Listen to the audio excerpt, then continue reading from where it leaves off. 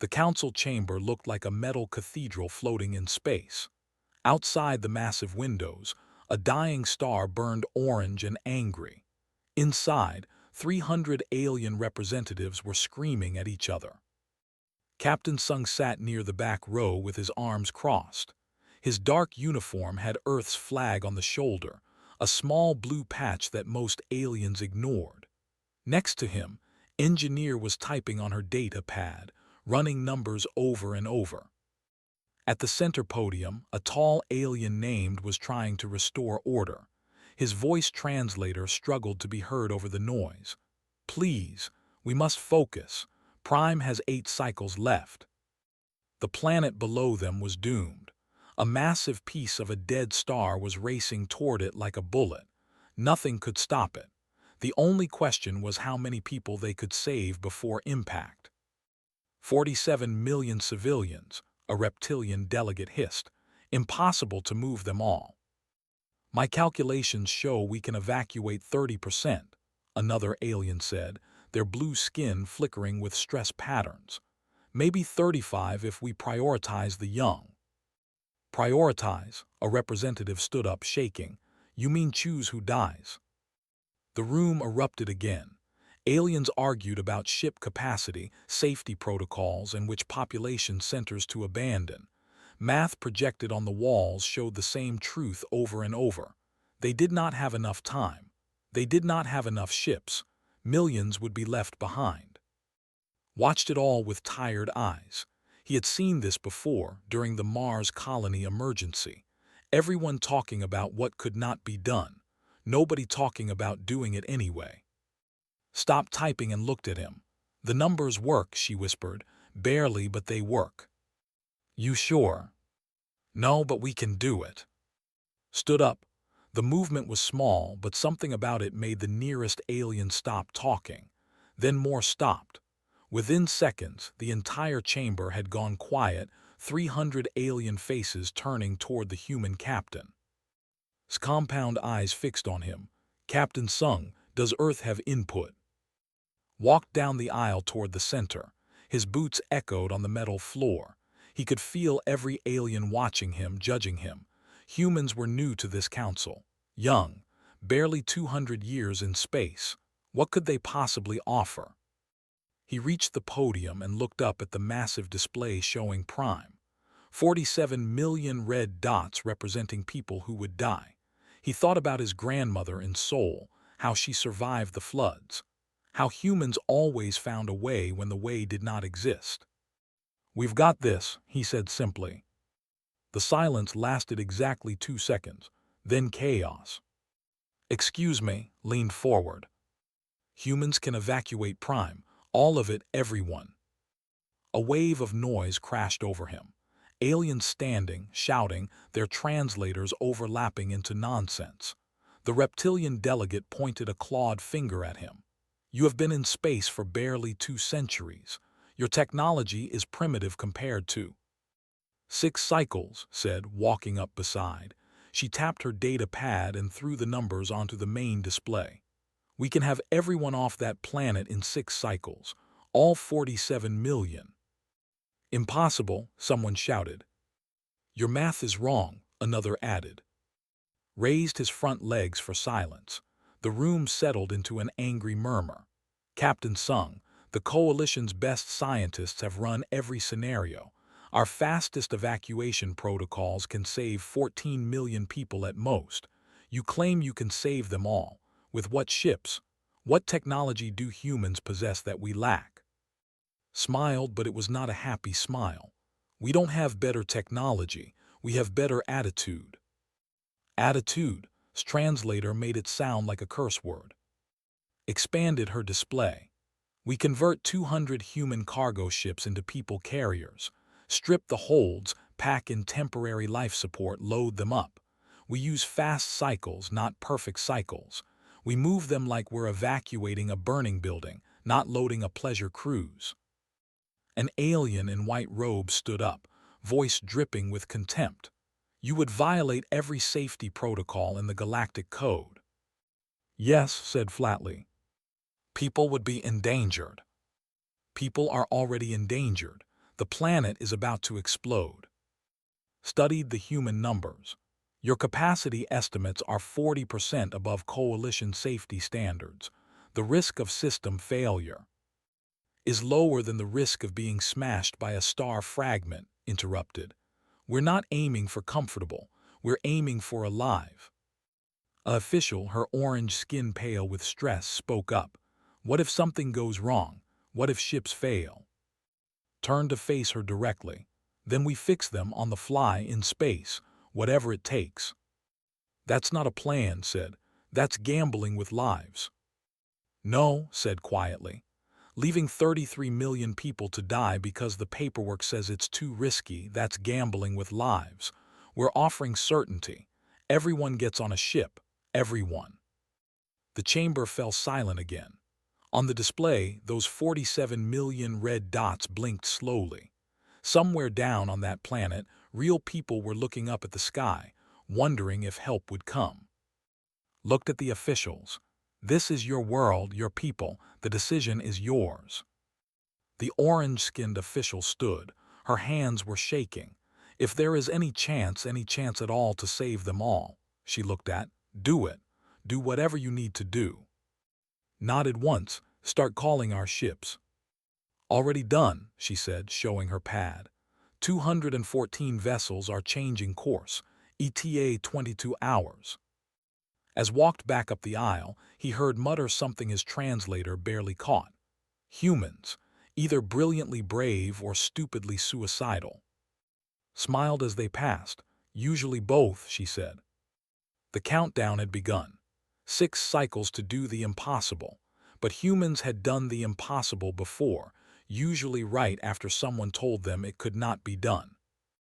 The human fleet started arriving 18 hours later, watched from the orbital station as the ships appeared one by one through jump space.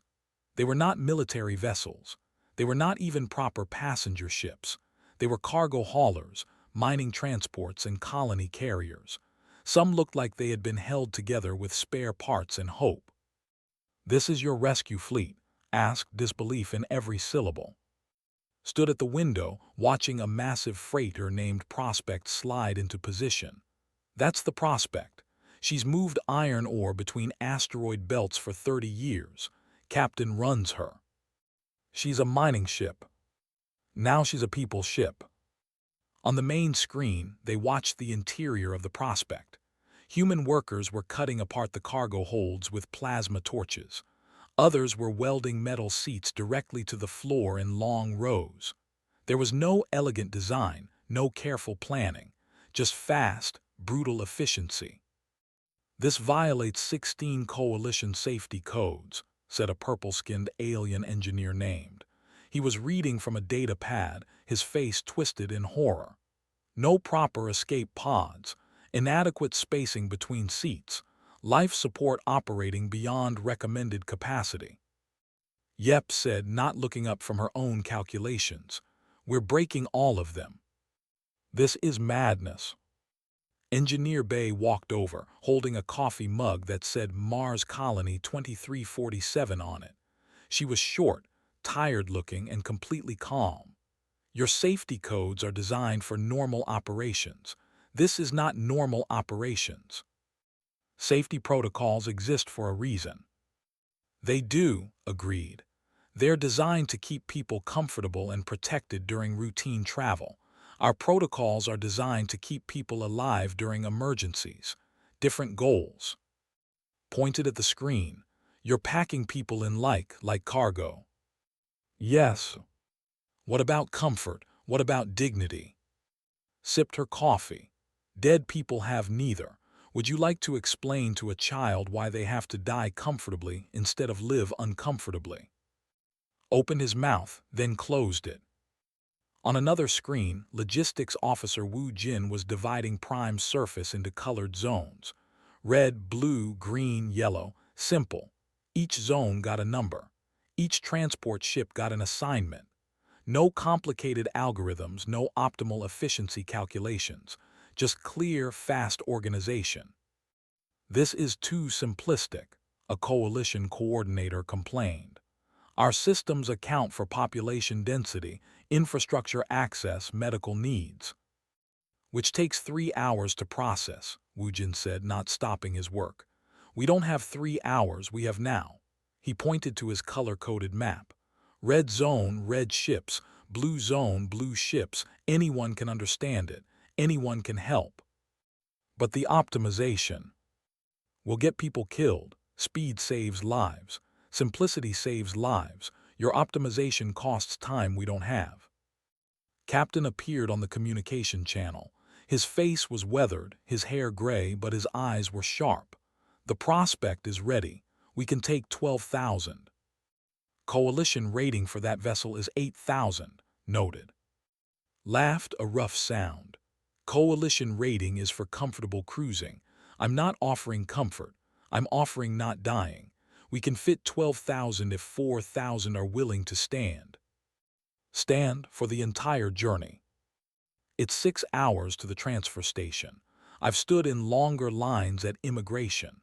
His expression hardened. Every person we leave space for is a person we leave behind. You want to tell someone their kid has to die because the person next to them needed more legroom. Had no answer. More ships kept coming. The soul wind, rising hope. Each one got the same brutal conversion.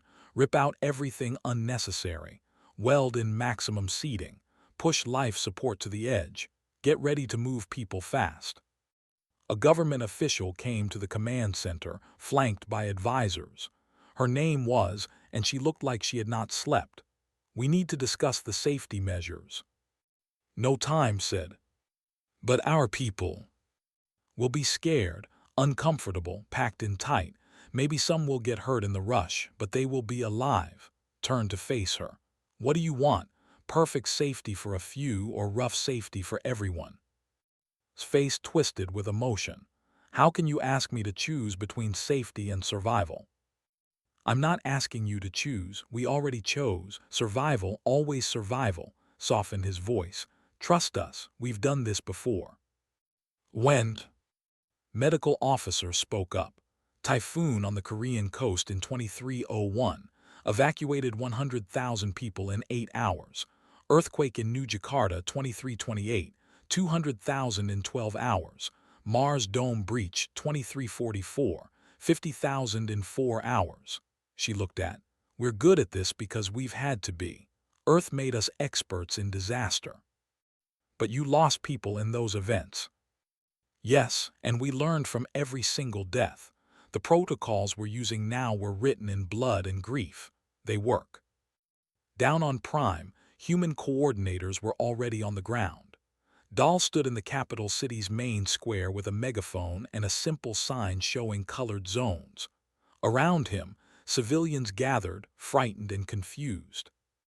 Listen carefully, Dahl's voice boomed, translated into, this will not be comfortable, this will not be pretty, but this will save your life. When your color is called, you move fast. You follow the signs, you get on the ship, that's it. A parent held up a child. What about medical checks? Later, first we get you safe, then we check you. Dahl pointed to the sky where the first transports were descending. Those ships are not fancy, they're not nice, but they fly and they're leaving. You want on or not? The crowd shouted yes. Then we've got this. Red zone line up now. Watched it all from orbit, his compound eyes taking in every screen, every feed. Humans running on foot with direction signs. Humans directing traffic like they were conducting an orchestra of chaos. Ships landing, loading, and lifting off in 20-minute cycles instead of the coalition's standard 2 hours. This should not work, whispered beside him. But it is working, replied. On the main counter, the numbers climbed. 500,000 evacuated. 1 million, 2 million. The human fleet moved like a machine made of determination and duct tape. Stood at the window watching another ship rise from the planet packed with refugees. Day 1, he said quietly. 45 million to go. Walked up beside him. Think they believe us yet? No, but they will. The countdown continued. 5 cycles remaining. Cycle 2 began with what the Coalition called organized chaos and what humans called Tuesday. On Prime's northern continent, Coordinator Sara IM stood in the middle of a processing center that looked like controlled madness. 3,000 were moving through the building in waves. No fancy scanners, no long medical interviews, just fast triage and faster movement. Sora held a tablet and pointed people in directions like she was directing traffic in downtown during rush hour. You left line, you right line, you with the blue bag center. Her voice was hoarse from shouting, but she never stopped. Keep moving, the ship doesn't wait. I clutched 2 children and looked panicked, but we haven't been checked. You will be on the ship, on the station. Later, right now, just move. Sara made eye contact with the parent. I promise you we will check everyone, but if you're dead, medical scans don't matter. Go, Ship 3 loading bay 2. Medical Officer Lee worked the triage station with brutal efficiency. Look at a person for 3 seconds. Ask 2 questions. Make a decision. Move on. A Coalition medical observer watched in horror as processed 50 people in the time Coalition protocols would handle 3. You're skipping the full scan, the observer protested. Yep, didn't look up. Checking for immediate life threats only. Everything else gets handled later. What if they're carrying disease? Then we treat it at the station, but they'll be alive to treat, pointed to an elderly. Can you walk? The alien nodded. Good, green line, next. Above the planet, engineers Jin-O and were performing miracles that made Coalition engineers pray to their various gods. The transport carrier was rated for 6,000 passengers. It currently held 9,000, with life support systems screaming warnings. She's not going to hold, said, watching the readouts turn red. She'll hold, Jin replied, rerouting power from non-essential systems. He cut gravity in the cargo sections to reduce strain. He diverted cooling from crew quarters to passenger areas. He made the ship do things it was never designed to do. Life support is at 115% capacity. Which means it's working. Jin grinned at her horrified expression. Coalition ships are over-engineered. They build in safety margins on top of safety margins. We're just using what's actually there. And if you're wrong, then I'm wrong, but if I don't try, 3,000 people stay behind. Jin made another adjustment. She'll hold. Another 2 hours and she docks at the station. Monitored everything from the orbital command center, and what he saw his understanding of how rescues worked. Humans were breaking every rule, cutting every corner, and somehow it was working. The numbers on his screen climbed steadily. 8 million evacuated, 10 million, 12 million. But he also saw the cost. Human coordinators working 20-hour shifts without breaks, ships operating past their limits. System warnings flashing across every monitor. It was like watching someone juggle knives while running through fire. This cannot be sustained, said, his face pale. Look at these stress readings, look at the failure warnings. And look at the evacuation numbers, replied. We're ahead of schedule. But at what cost? Less than leaving people to die. On the southern continent, Coordinator Park had converted an old stadium into a processing center. 30,000 filled the seats while human volunteers, including locals who had learned the system, directed them in groups of 500. It looked like chaos. It sounded like chaos. But every 10 minutes, 500 people left for the landing pads and 500 more entered. This is insane, an official told. There's no order. There's perfect order, you just don't recognize it, pointed to the color-coded sections. Red fills, red leaves, blue fills, blue leaves. Simple, fast, works. People are scared. Of course they're scared. Their planet is dying, but they're moving, which means they're going to live. A group of volunteers approached. They had been watching the humans work and wanted to help. Gave them vests, showed them the color system, and put them to work in 5 minutes. No long training, no certification courses, Just point people that way, keep them moving, don't let anyone stop. By the end of Cycle 2, 20 million people had been evacuated. The stellar fragment was visible now, a growing bright spot in Prime's sky. Every hour it got larger. Every hour the countdown got shorter. Cycle 3 started with a nightmare. The runner, one of the largest transports in the human fleet, suffered a cascade failure in its power systems. The ship was carrying 12,500, far above its rated capacity. When the main reactor started fluctuating, every backup system tried to compensate at once. They failed together. "Runner is in distress," the communication officer announced. "Power at 30% and dropping. Life support failing. They're venting heat."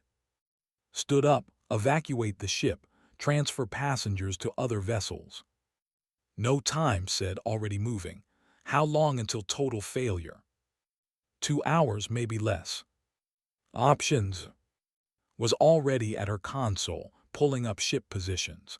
"We can get 3 vessels close enough to provide auxiliary power, if we link them with transfer cables." "That's insane," interrupted. "You can't transfer power between moving ships. The stress on the hulls, the magnetic interference." "Can be managed," finished. "It'll be ugly, but it'll work. Captain, you close to the runner." His voice came through, calm as always. "Half hour away, you thinking what I think you're thinking." "Buddy system. We link power and life support. Keep them alive until we dock." "Haven't done that since the Mars emergency." "Did it work then?" "Eventually." "Good enough, get moving." Watched as 3 human ships changed course toward the failing runner. This was beyond reckless. This was suicide. Ships did not share power while moving.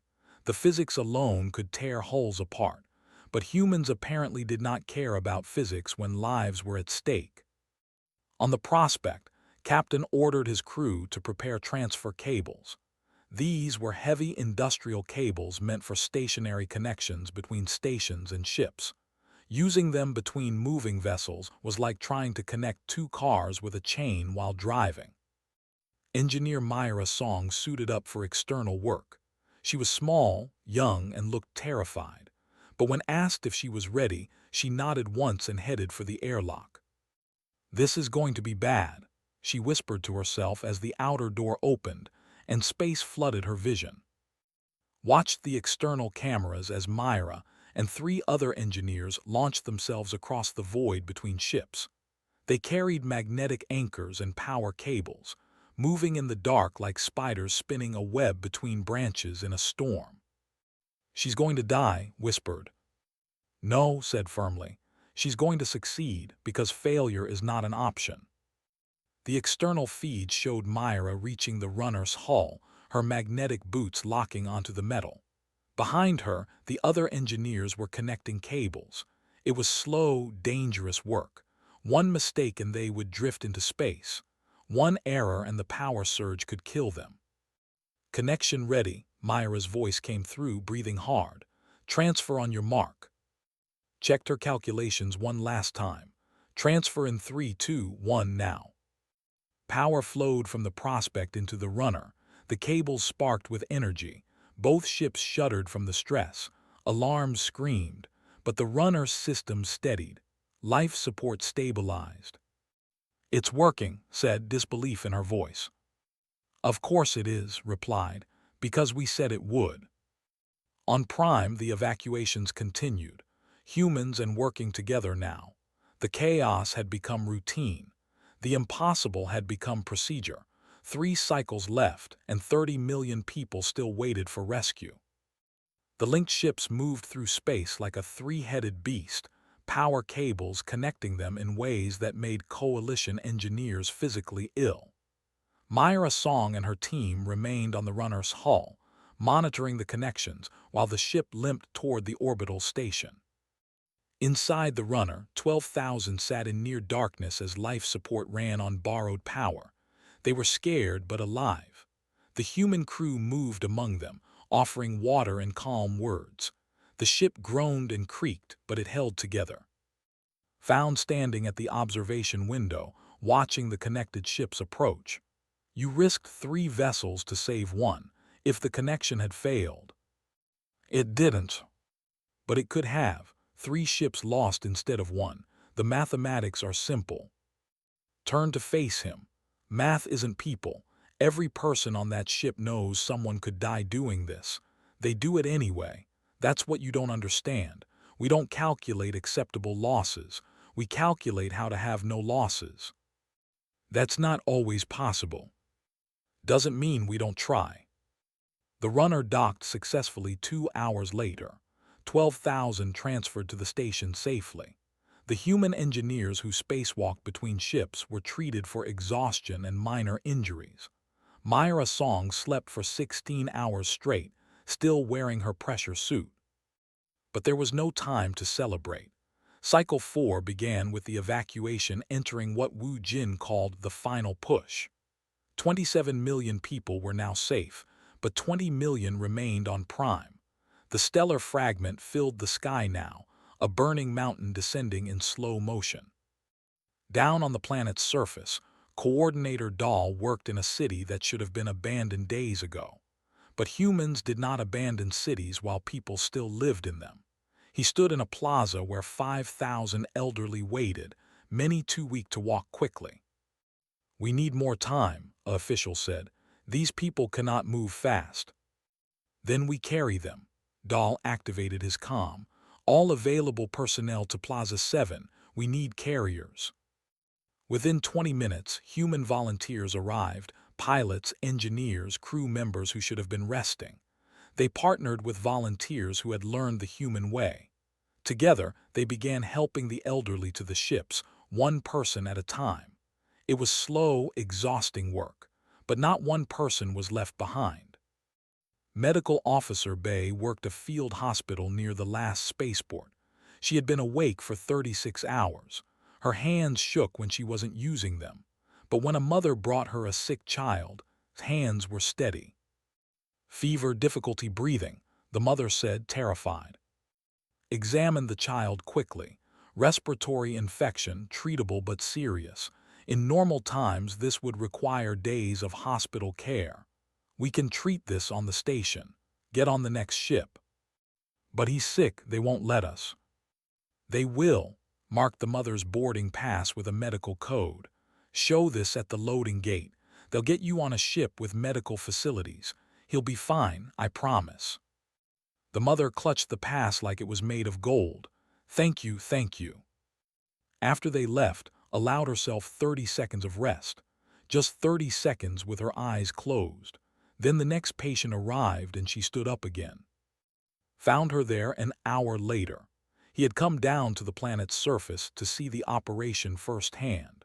What he saw changed something fundamental in his understanding of humans. "You're exhausted," he said too. "Yes." "When did you last sleep?" "Doesn't matter, there's work." "You'll collapse."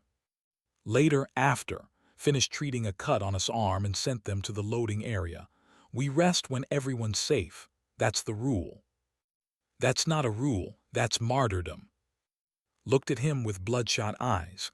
"Call it what you want, we're still doing it." On the orbital station, coordinated the final logistics like a conductor leading a desperate symphony.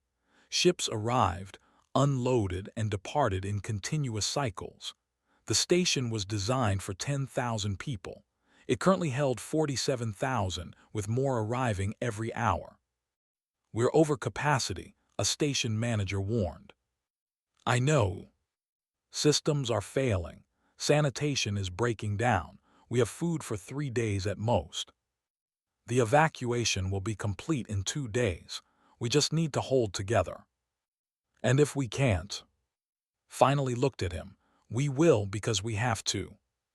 Cycle 5 began with hope and terror in equal measure. 40 million people were now safe, but 7 million remained on Prime. The stellar fragment was close enough now that it affected the planet's weather. Storms raged across the surface. Winds made landing difficult, but the human ships kept coming. Captain landed the Prospect in wind that should have grounded all flights. His approach was rough, his landing harder, but he set down safely. "Last run," he announced to his crew. "Let's fill her up." In the capital city, the last processing center was run by volunteers who had never slept. Coordinators Sora IM, Park, and Dahl worked side by side with helpers who had learned to move people with human efficiency. They were down to the final thousands.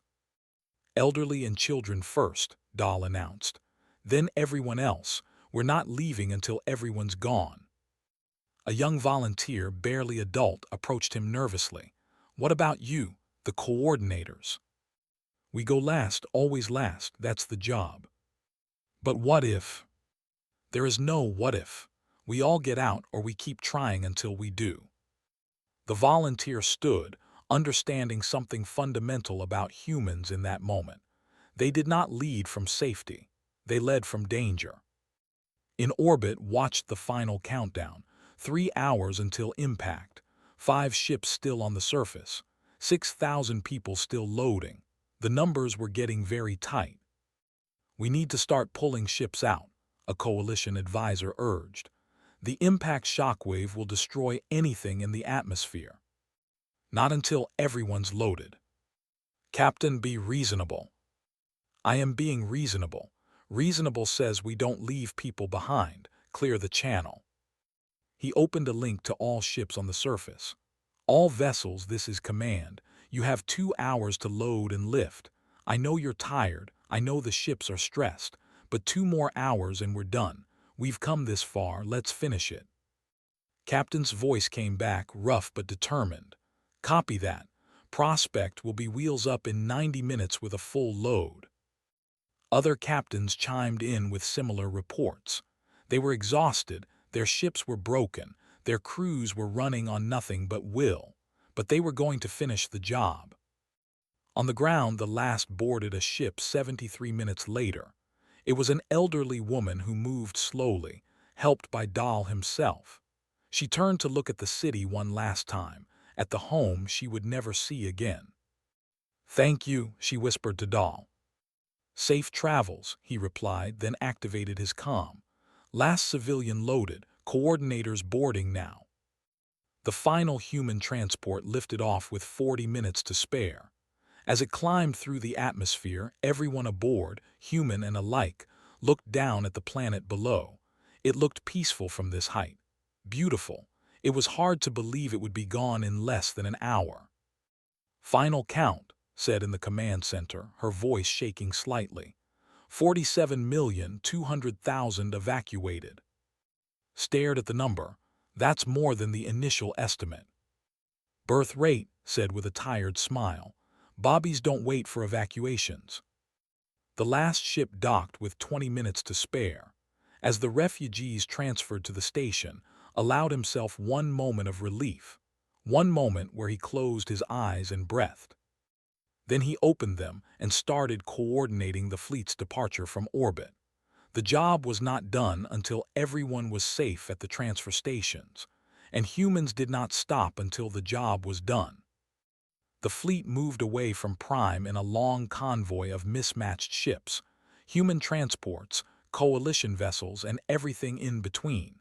They were battered, overloaded, and running on systems that should have failed days ago. But they flew.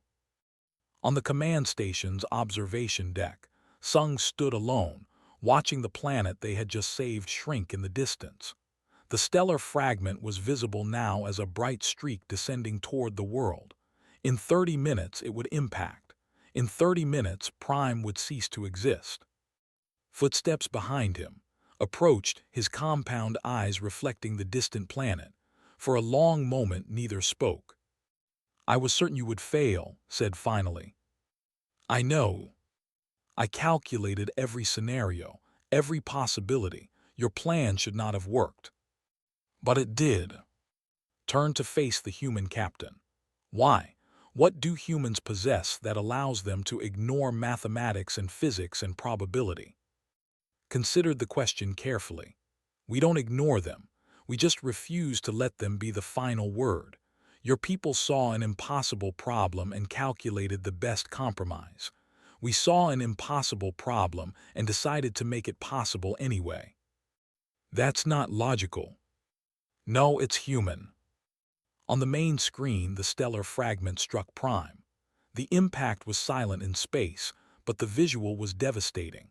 A flash of light that turned the entire planet into a temporary star.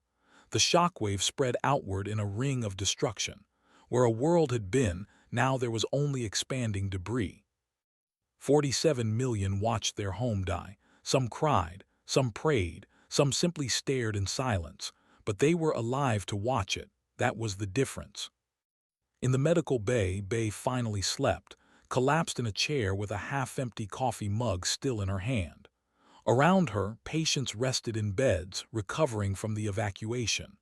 They were sick, injured, exhausted, but alive. Engineer Myra Song was getting a commendation she did not want. The coalition wanted to give her a medal for the spacewalk between ships. She refused it 3 times before Captain made it an order to accept. "Let them give you the shiny thing," he said. "Then we can all go back to work. I don't need recognition. I just did my job." "I know. That's why they want to recognize you." Coordinator Dahl found Sarah Im and Park in the station's makeshift cafeteria, eating the first meal they had had in 2 days. They looked like they had been through a war, which, in a way, they had. "We did it," said, her voice numb with exhaustion. "Yeah," Dahl replied, staring at his food without eating it. "We did." Sarah looked at both of them. "When do we stop shaking?" "When we're not running on pure adrenaline anymore," Dahl said. "Give it another day." They sat in comfortable silence, 3 people who had helped move millions and were too tired to feel proud about it yet. That would come later. Right now, they just needed to sit and breathe and remember they were also alive. Found still on the observation deck an hour after the impact. The debris field that had been Prime was spreading slowly, a glittering cloud of what used to be a world. "Final numbers are in," she said. 47.2 million evacuees, 14 ships damaged, 3 total losses but all crews rescued. Human casualties, 0.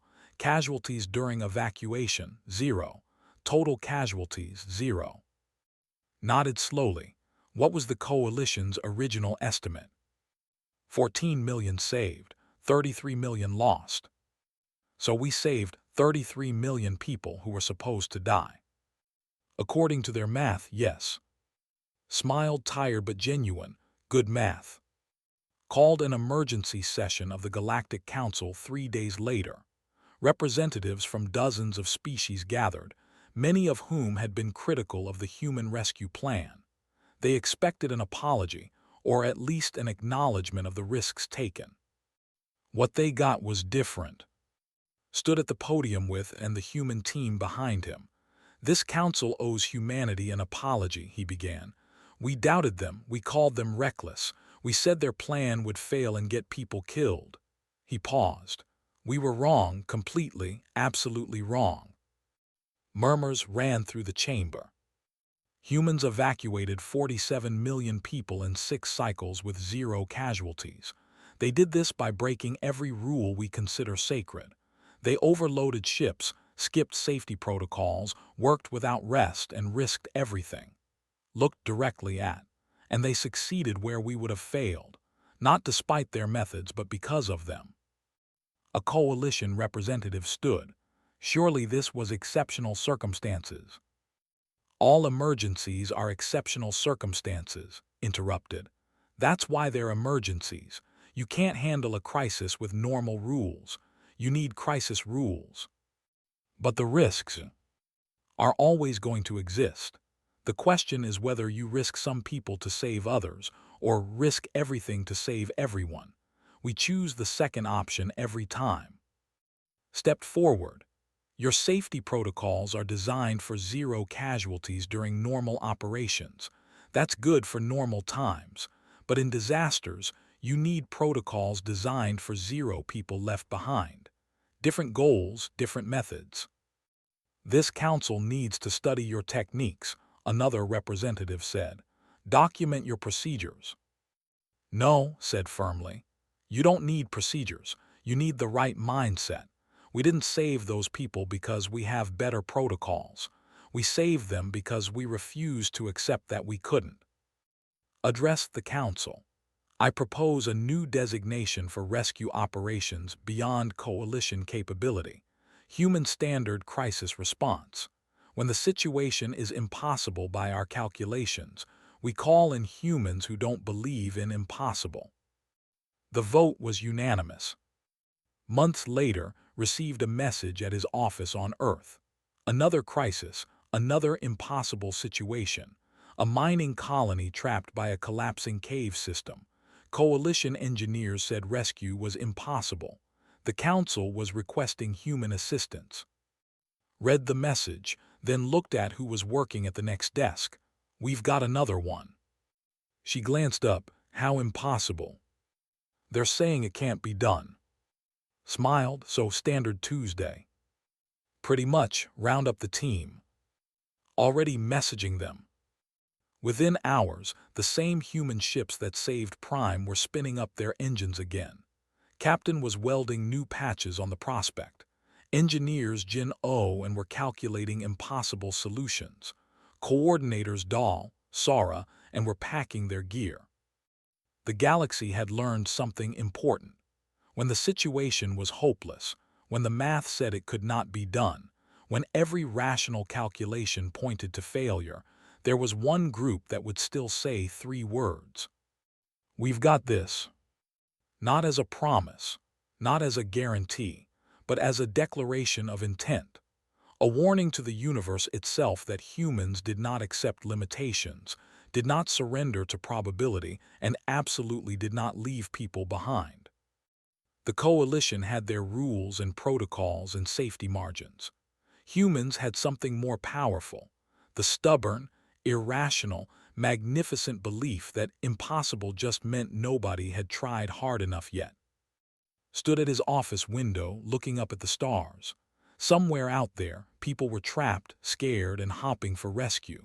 The coalition had said it could not be done, which meant it was exactly the kind of job humans were built for. He grabbed his jacket and headed for the spaceport. After all, someone had to show the galaxy what impossible really meant. And humans had gotten very, very good at making the impossible look easy.